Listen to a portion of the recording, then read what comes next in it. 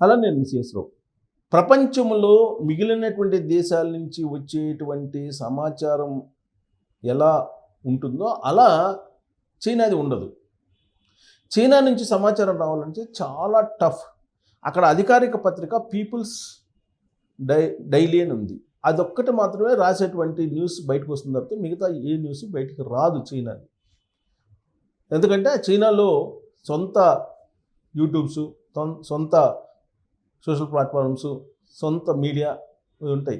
ప్రభుత్వాన్ని కాదని ఒక్క న్యూస్ కూడా బయట రాదు. అందుకే కరోనా సమయంలో కూడా చైనాలో ఏం జరుగుతుందనేది ఎవరికీ తెలియదు, ఊహాగానాలు తప్పితే.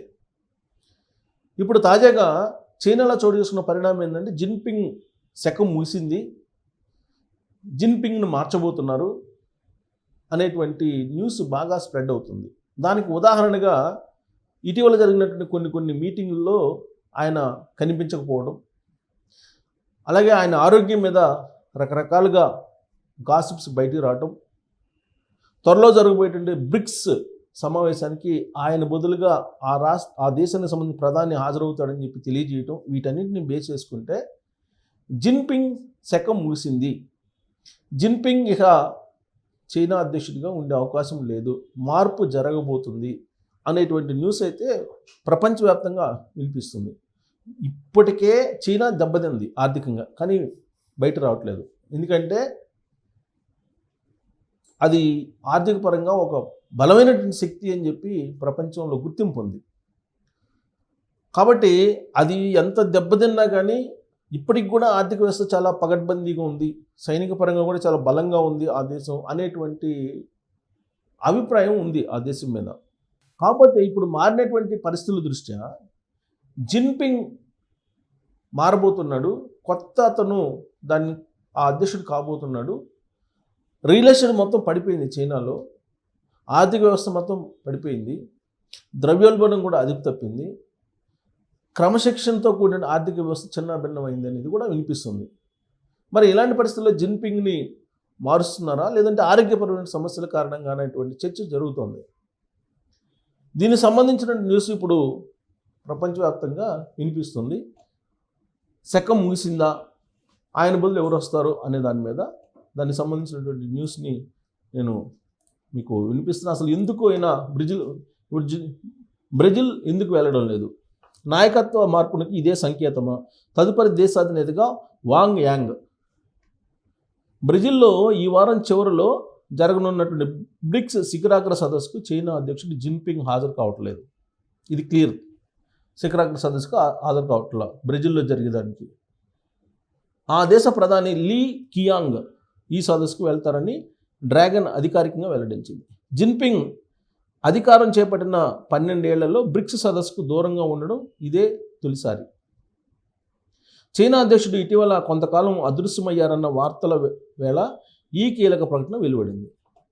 బ్రెజిల్లోని రియోడి జనీరోలో ఈ నెల 6 నుంచి 7 వరకు జరిగే బ్రిక్స్ శిఖరాగ్ర సదస్సుకు భారత ప్రధాని మోడీ కూడా హాజరు కానున్నారు. బ్రెజిల్, రష్యా, భారత్, చైనా, దక్షిణాఫ్రికాలతో ఏర్పడిన ఈ కూటమిలో Egypt, Ethiopia, Iran, Saudi Arabia, యుఏలు ఆ తర్వాత చేరిన సంగతి తెలిసిందే. రష్యాలోని కజాన్లో గత ఏడాది జరిగిన బ్రిక్స్ సదస్సులో భారత ప్రధాని మోడీ, చైనా అధ్యక్షుడు జిన్పింగ్ భేటీ అయ్యారు. ఇరు దేశాల మధ్య సరిహద్దు వివాదం నెలకొన్న ఆ సమయంలో 2 దేశాల నేతలు సమావేశం కావడం అప్పట్లో ప్రాధాన్యత సంతరించుకుంది. అంతేకాకుండా పలు ద్వైపాక్షిక అంశాలపైన ఓ అంగీకారం రావడంతో ఇరు దేశాల మధ్య సంబంధాలు కాస్త మెరుగుపడ్డాయి. తాజాగా ఇదే సదస్సుకు జిన్పింగ్ దూరం కావడం విశేషం. సో జిన్పింగ్ శకం ముగిసిందా, ఇదే చర్చ ఇప్పుడు అంతా. ఆధునిక చైనాకు పునాదులు వేసిన మావో జడాంగ్ తర్వాత అంతటి శక్తివంతమైన నేతగా గుర్తింపు పొందిన జిన్పింగ్ శకం త్వరలో ముగియనుందా? జిన్పింగ్ స్థానంలో మరో నేతను ఎన్నుకునేందుకు చైనా కమ్యూనిస్టు పార్టీ సన్నాహాలు మొదలుపెట్టిందా? మే 21 నుంచి జూన్ 5 వరకు చైనా అధ్యక్షుడు జిన్పింగ్ కనిపించకుండా పోవడానికి కారణం ఏమిటి? అది విషయం. జూన్ 21వ తారీఖు నుంచి మే 21వ తారీఖు నుంచి జూన్ 5 వరకు ఈయన అదృశ్యమయ్యాడు. దానికి కారణం ఏంటి? అక్కడి నుంచే జిన్పింగ్ శకం ముగిసింది అనేటువంటి టాక్ వస్తుంది. ఎప్పుడు లేని విధంగా బ్రిక్స్ సదస్సుకు గైర్హాజరు కావాలనే నిర్ణయం దేనికి సంకేతం? వయోభారంతో జిన్పింగ్ను తప్పించనున్నారా? అధ్యక్షుడి మార్పునికి ఇది సంకేతం అంటూ కొన్ని నిఘా సంస్థలు అంచనా వేస్తున్నాయి. సంస్కరణాభిలాషి టెక్నోక్రాట్ అయిన వాంగ్ యాంగ్ తదుపరి అధ్యక్షుడు కావచ్చు అంటూ ఊహాగానాలు వస్తున్నాయి. అయితే జిన్పింగ్ ఇలా అదృశ్యం కావడం సాధారణమేనని, సమయం వస్తే అధినేతలనైనా చైనా కమ్యూనిస్ట్ పార్టీ పక్కన పెట్టడం రివాజేనని నిఘా సంస్థలు పేర్కొన్నాయి. జిన్పింగ్ బ్రెజిల్ ఎందుకు వెళ్లడం లేదని విలేకరులు బుధవారం బీజింగ్లో చైనా విదేశాంగ శాఖ అధికార ప్రతినిధి మావో నింగ్ను ప్రశ్నించగా ఆమె సమాధానాన్ని దాటవేశారు. అంటే దాటవేశారని అంటే ఖచ్చితంగా ఏదో జరుగుతుంది అనేటువంటి అనుమానాలు అయితే బాగా పెరిగాయి. సో దీంతో జిన్పింగ్ శకం ముగిసిందా అనేటువంటి ఒక బలమైనటువంటి టాక్ ఇప్పుడు రావడం అనేది చైనా యొక్క ఆర్థిక వ్యవస్థకు, చైనా అభివృద్ధికి ఒక పెద్ద సవాల్. కారణం ఏంటంటే అమెరికా, చైనా రీసెంట్ వరకు కూడా వాళ్ళు రెసిప్రోకల్ ట్యాక్స్ విషయంలో వాణిజ్య వారికి దిగారు. ఈ వాణిజ్య వారు దాదాపుగా 2-3 నెలలు నడిచింది. ఈ రెండు దేశాల మధ్య నడిచినటువంటి వాణిజ్య వారి కారణంగా ప్రపంచ దేశాలన్నీ కూడా ఆర్థికంగా ఇబ్బంది పడ్డాయి. ఆ రెండు దేశాలు ఒక ఒపీనియన్కి వచ్చి ఈ రెసిప్రోకల్ ట్యాక్స్ విషయంలో ఏకాభిప్రాయానికి రావడంతో కొంత సద్దుమణిగింది. అయినప్పటికీ కూడా దాని యొక్క ప్రభావం ఇతర దేశాల మీద చాలా క్లియర్గా ఎంతో కొంత ప్రత్యక్షంగానో పరోక్షంగానో కనిపించింది. ఇలాంటి సమయంలో జిన్పింగ్ చైనా అధ్యక్షుడిగా దిగిపోబోతున్నాడు అనేటువంటి న్యూస్ అయితే ప్రపంచ దేశాల్లో బాగా చర్చనీయాంశమైంది. పైగా ఇప్పుడు అమెరికా బ్రాండ్ తోటి ఉన్నటువంటి యాపిల్ చైనా నుంచి అసలు మైగ్రేట్ అవుతుంది, ఇండియాకు వస్తుంది అనేది కూడా వినిపిస్తుంది. అంటే చైనా తయారీ రంగం కూడా కొంత బలహీనపడుతుంది, తయారీ రంగం కుంటుపడుతుంది అనేది కూడా వినిపిస్తుంది.